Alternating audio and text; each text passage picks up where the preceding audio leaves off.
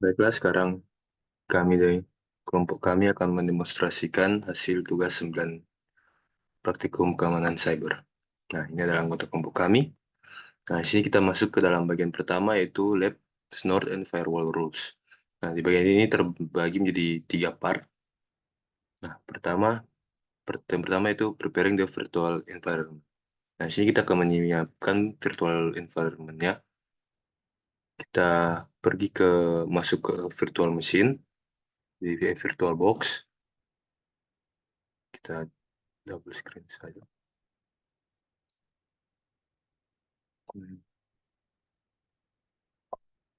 Nah, setelah kita masuk ke dalam virtual box, di sini kita akan pergi ke mesin, setting, lalu kita pergi ke bagian setting, kita pergi ke bagian network. Nah, di sini attach to internet network kita ganti to bridge adapter. Nah, lalu kita klik OK. Setelah itu, kita launch CyberWorks kita start. Kita tunggu.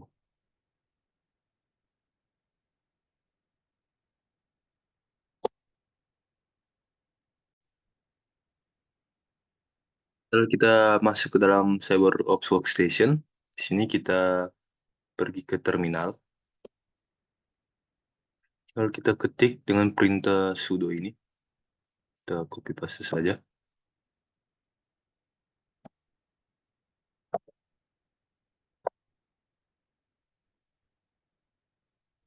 Nah, lalu kita enter. Nah, sini passwordnya itu seperti biasa, itu CyberOps. Nah, bisa dilihat bahwa IP konfigurasinya sudah sukses. Lalu kita lanjut dengan perintah ping www.cisco.com.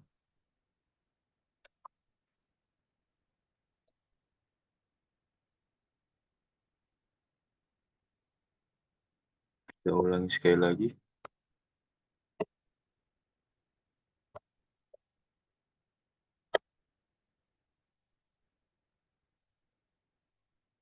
Kayaknya di sini fail.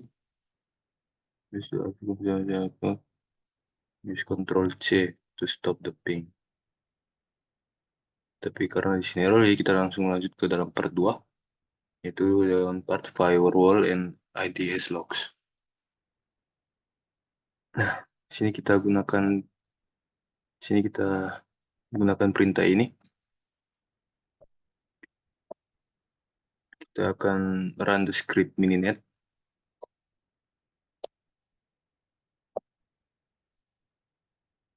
Nah, seperti inilah hasilnya. Kita masuk ke dalam prom mininet. Lalu di prom mininet ini kita masukkan extern R1. Nah, bisa dilihat extern R1 telah bisa dibuka. Nah, sini ada pertanyaan, the R1 shell opens in terminal Windows with black text and white background. What user is logged into the shell? In that shell, what is the indicator of this? Nah, shell itu yaitu the root user. This is indicated by the hashtag sign after the prompt. Nah, di sini dari R1 shell-nya kita akan meng-start Linux dengan perintah ini.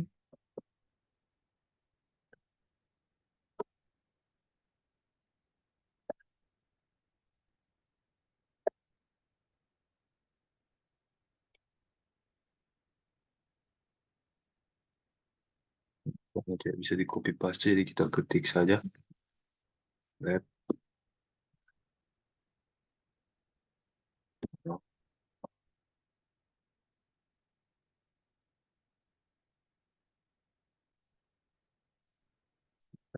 scripts.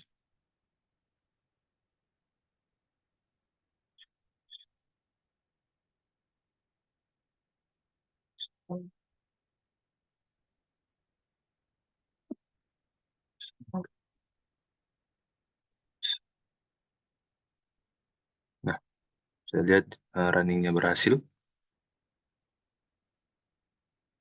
Setelah itu Kita tutup Node R1-nya. Kita kembali ke mininet. Di sini kita akan coba membuka host H5 dan H10 dengan perintah extern. H5. Nah, lalu setelah hostnya terbuka, kita gunakan extern lagi. H10. Nah, setelah itu di H10, kita gunakan perintah .lab.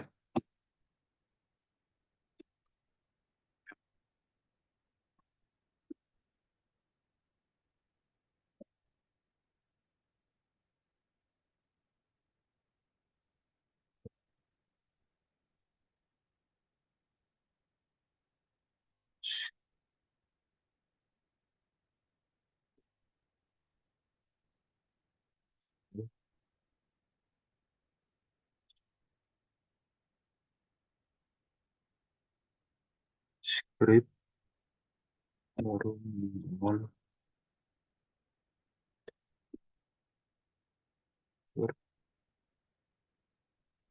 var.sh. Kayaknya terjadi kesalahan. Kita, kita coba sekali lagi. .lab support .file slash script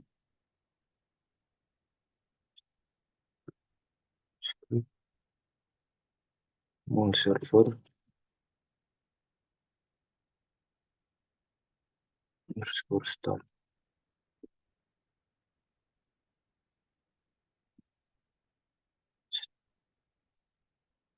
Nah, setelah itu running di H10 ini kita akan use netstat with the minus tunpa option to verify the web server is running.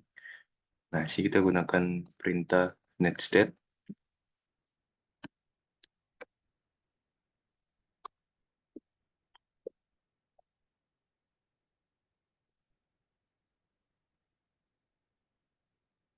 Mohon maaf, netstat.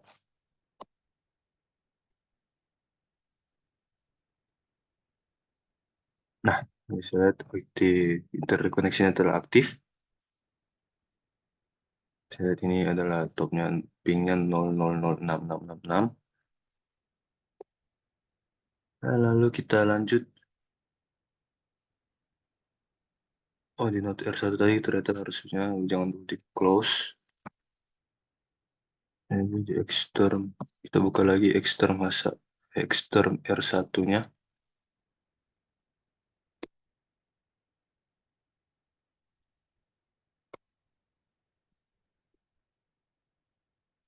Nah, extern R1 ini kita gunakan perintah tail min f spasi var log small.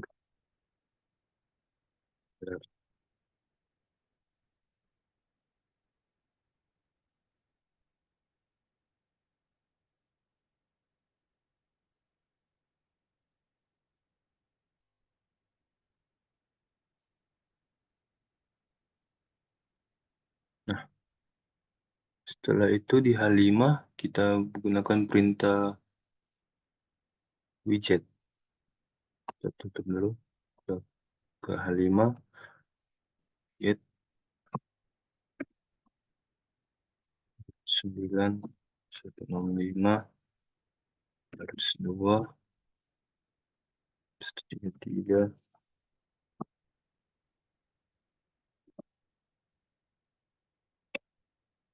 6 32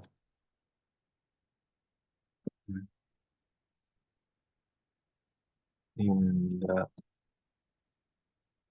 am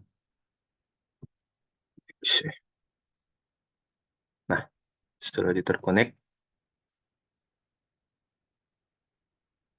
Nah, sini ada beberapa pertanyaan refleksi. What port is used when communicating with the malware web server? What is the indicator? Nah, port yang digunakan yaitu port 6666. Nah, indikator itu ya the port was specified in the URL after the separator. Nah, what was the file completely downloaded? Ya, filenya berhasil di-download. Nah, did the IDS generate any alerts related to the file download? Dan yes, filenya dia related. Lalu kita lanjut lagi. Nah, ini ada source IP-nya, beberapa source IP, source port. Nah, ini ada beberapa pertanyaannya based on the alert above. Nah, ini bisa dilihat. Jawabannya saya sudah jawab. Nah, kita lanjut di H5 lagi. Kita gunakan perintah TCP dalam min I H5 TK 0. Oke, kita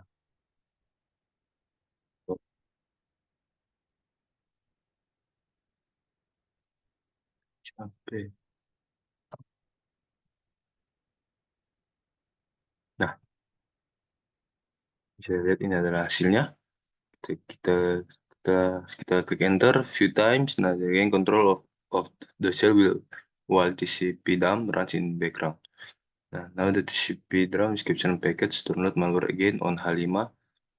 Rerun the command or use the up arrow recall it from the command history facility. Kita enter lagi, lalu kita gunakan perintah yang tadi.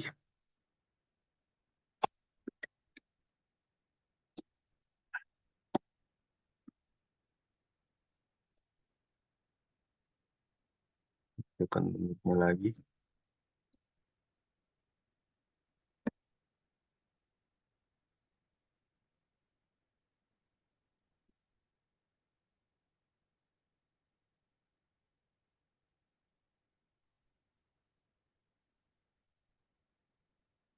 Nah,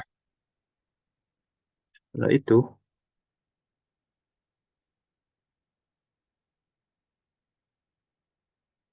nah ini download telah berhasil.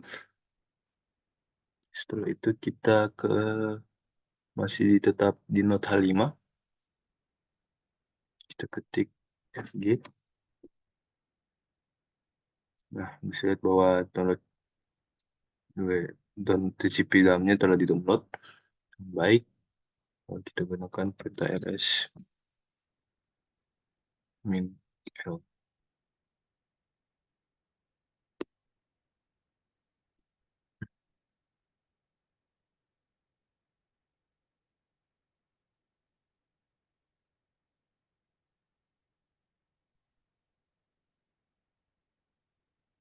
Ini sudah ada.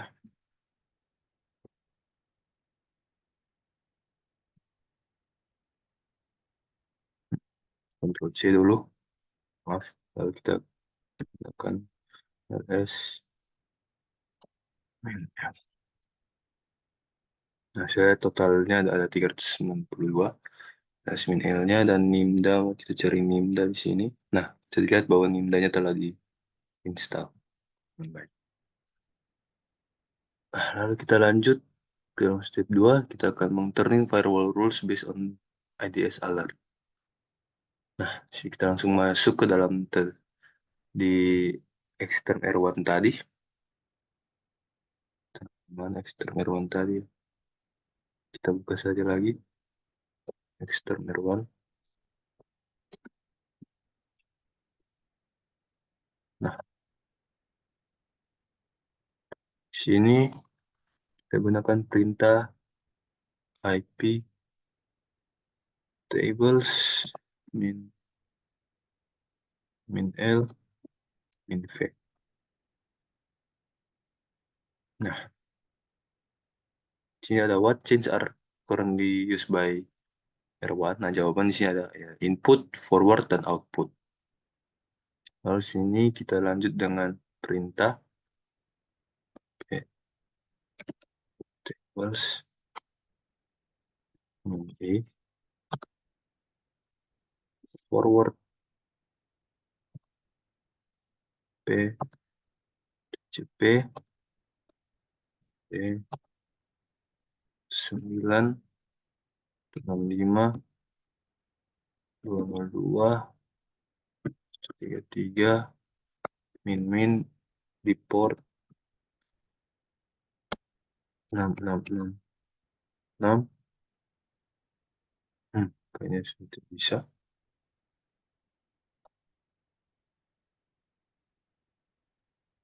Oh, sini 666 jut min drop min 2J drop. Nah, sini min A forward insert the new rule in the forward chain min TCP specify the TCP protocol dan yang lain-lainnya. Nah, lalu kita lanjut lagi masih di host node R1. Lanjut dengan IP tables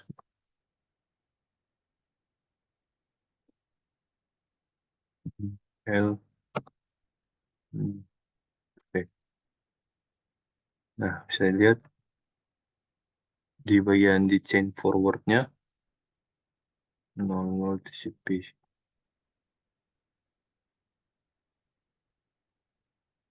00 TCP 66-nya sudah ada.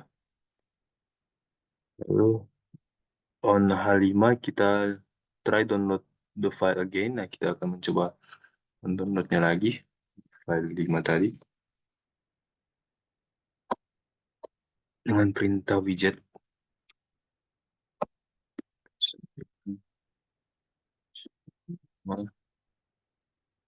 bawah 33 6666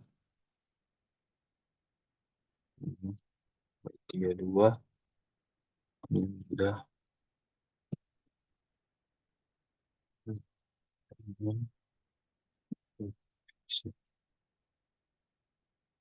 sebentar connecting, kita tunggu saja.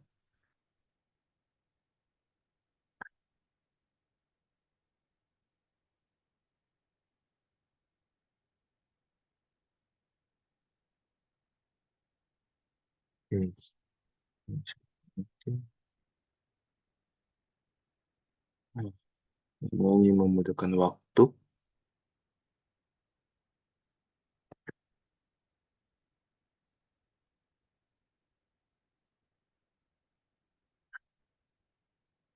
Nah, kayaknya dia akan fail, jadi kita langsung Ctrl C saja. Nah, di sini pertanyaannya, was the download successful successful this time? Nah, explain. Nah, downloadnya tidak berhasil karena the firewall is blocking connection to the malware hosting server. Nah, what would be a more aggressive but also valid approach when blocking the over server? Instead of specifying IP, protocol, and port, a rule could simply block the server IP address. This will completely cut access to the server from the internal network. Nah, lalu kita langsung lanjut ke dalam part 3. Sini kita close dulu semua node-node-nya. Window. Nah, kita buka terminal yang baru. Sini kita gunakan perintah sudo.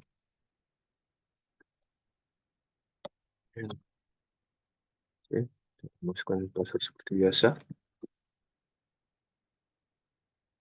Oke, clean up-nya telah komplit. Nah, setelah part 3 selesai, nah kita masuk ke dalam bagian selanjutnya, yaitu lab convert data into a universal format. Nah, di sini juga terbagi menjadi 3 part, yaitu normalize timestamp in a log file. Kita masuk ke dalam part yang pertama. Nah, di sini kita buka workstation-nya, lalu karena kita sudah dibuka, jadi kita langsung saja ke terminal. Gunakan perintah cd lab dot support files.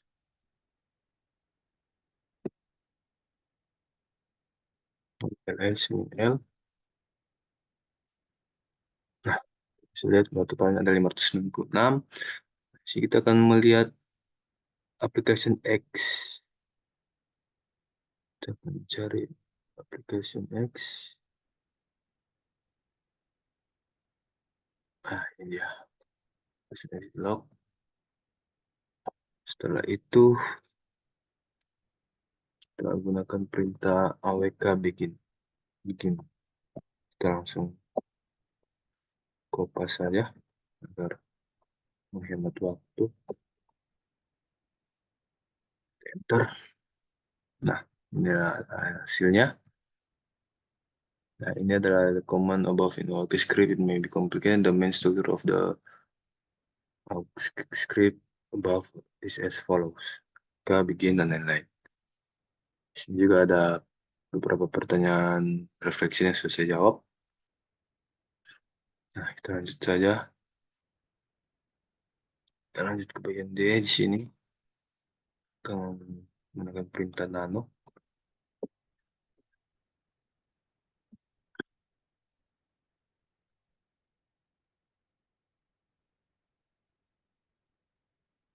Nah, is the output correct now? Nah, explain. Nah, outputnya telah benar karena baris kosong telah dihapus dan tidak ada tambahan data yang dibuat dan ditambahkan ke file log script. Nah, untuk kita exit saja. Nah, kita gunakan perintah ini.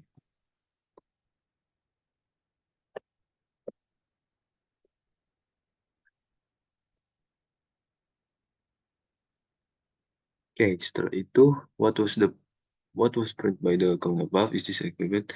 Tidak ada yang terlihat di layar. Ya, ini diharapkan karena output perintah dialihkan ke file text bernama application X in human log. Nah, sini kita akan menggunakan perintah get untuk view application human log.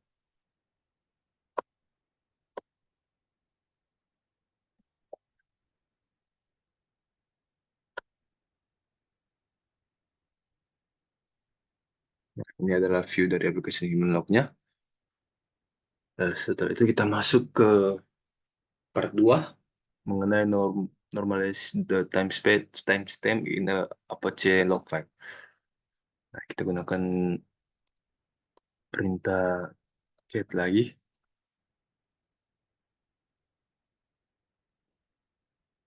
Oke, lalu kita lanjut. Nah, ini adalah beberapa pertanyaan refleksi lagi.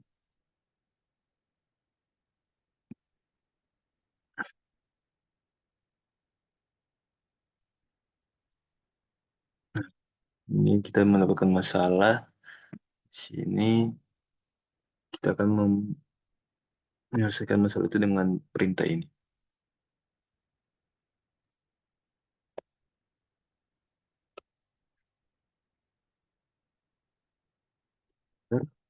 Setelah itu, dilanjutkan dengan perintah ini.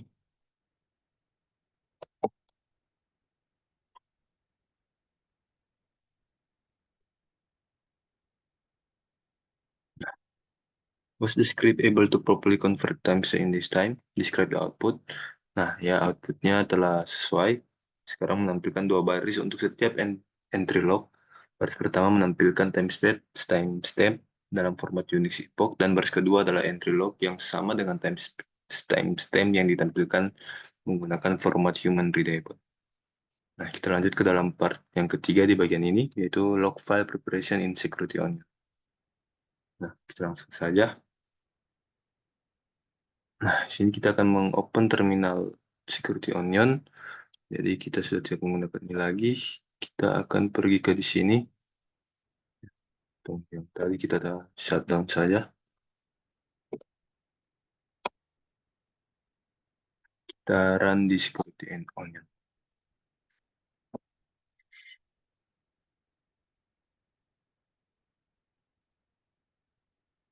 Tunggu.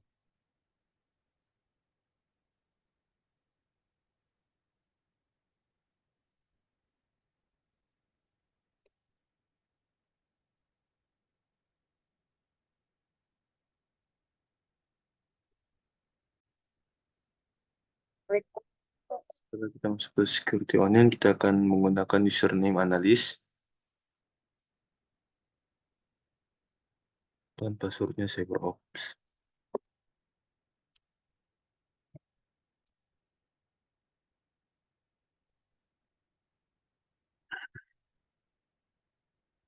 Ya, kita tunggu lagi beberapa saat.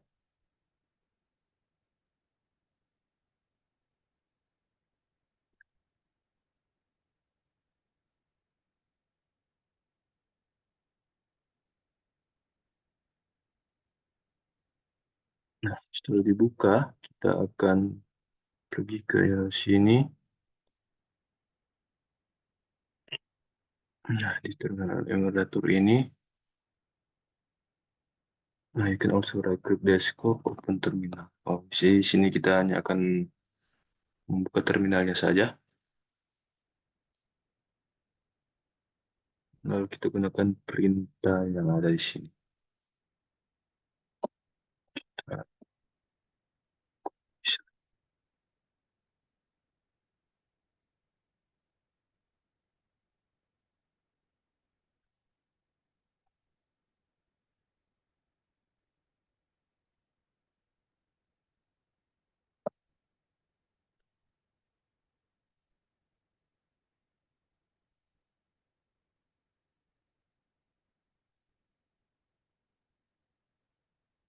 nah, lalu kita gunakan US.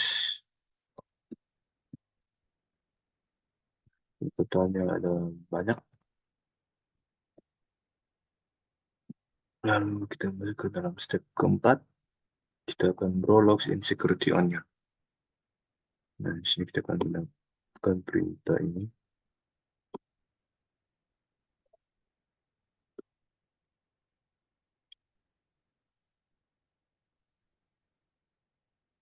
Dan kita pastikan perintah LSML.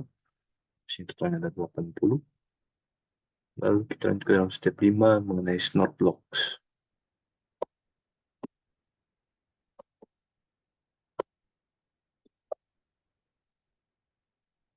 Lalu kita tampilkan lagi. Nah, di totalnya ada 16. Lalu kita ls.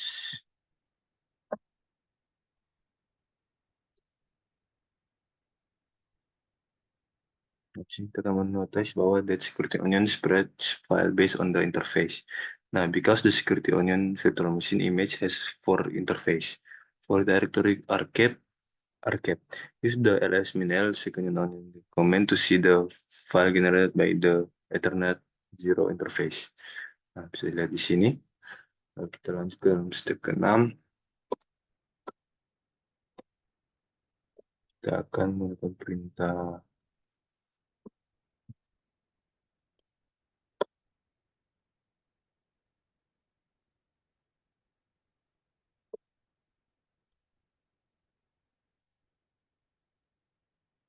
NSM, lalu kita tampilkan lagi. Ini totalnya ada beribu-ribuan. Lebih banyak. Lalu kita lanjut.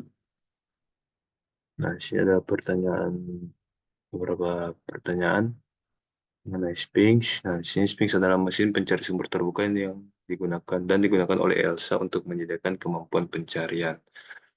Nah, di sini jadi dalam beberapa di sini list above the described in the function importance. Nah, di sini ada Sphinx, Poltergeist, OSIC, dan Square.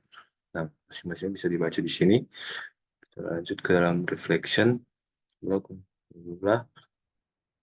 terus reflection. Nah, di sini saya sudah belum sempat menjawab, saya akan menjawabnya. Lalu, nah, sini adalah regular expression tutorial. Nah, sini ada meta karakternya dan deskripsinya mengenai karakter-karakter tersebut, seperti tanda dolar yang untuk mencocokkan posisi air dalam string, tanda bintang mencocokkan 0 kali atau lebih untuk item sebelumnya, dan sebagainya. Nah,